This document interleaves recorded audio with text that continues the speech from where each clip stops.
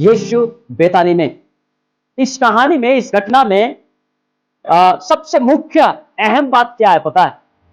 तो मरियम पैदल जाकर के, यीशु मसीह वहां प्रचार कर रहे थे, यीशु को कहा, हे गुरु, लाजर बीमार है। इसका कहने का मतलब क्या है? कहने का मतलब यह है कि हे गुरु, लाजर बीमार है, आप जल्दी आओ। यीशु ये जानते हुए कि लाजर बीमार है, वह 2 दिन व्यतीत किए। तो लाजर के मरे हुए 4 दिन हो गए, 4 दिन बीत चुके हैं, और यीशु कहता है चलो बेतानिया चलो। और वो लाजर 4 दिन से कब्र में थे, 4 दिन से कब्र में थे।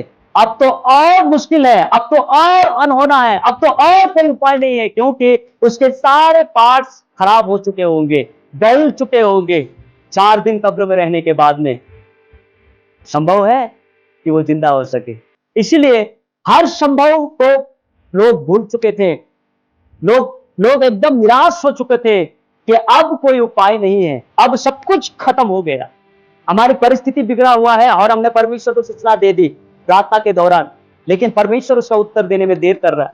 देर करते करते इतना देर हो गया कि सब कुछ तितर बितर और बिखर गया, नष्ट हो गया, बर्बाद हो गया, और हम आशा छोड़ दिया, अब कुछ नहीं होने वाला, और अब कुछ नहीं होने वाला है, सब खत्म हो गया। लेकिन एक बात को याद कीजिए, यीशु इस परिस्थिति को देखकर खुश नहीं हुए। 11:35 पढ़िए। यीशु रोया। इस परिस्थिति को देखकर यीशु खुश नहीं हुए, यीशु रो गए, वो वेदना से भर गए। जब हमारी परिस्थिति बिगड़ती है, जब हम तहस नहस होते हैं, जब हम समस्या में दब जाते हैं, परमेश्वर खुश नहीं होता, यीशु खुश नहीं होता।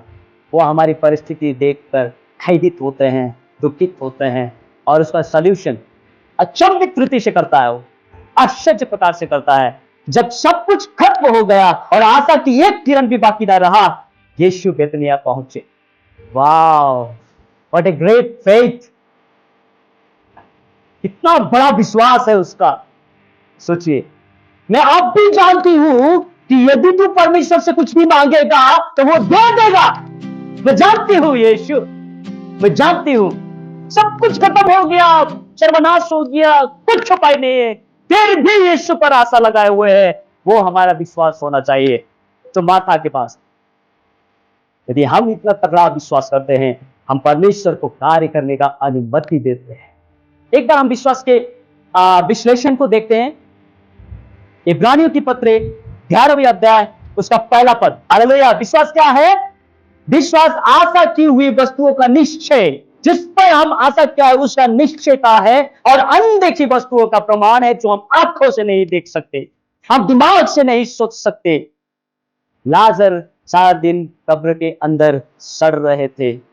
मरियम और मार्था को मालूम नहीं था क्या होगा, लेकिन विश्वास इतना जटिल था कि वो अब तक आशा नहीं छोड़ी, अब भी आशा नहीं छोड़ी। तो हमारा विश्वास, हमारे जीने की आशा, हमें बढ़ने की आशा, हमारे जीवन को आगे ले जाने की आशा, कार्य करने की आशा, परमेश्वर के आश्चर्य कर्म को होने देने की आशा को प्रमाणित करता है हमारा विश्वास।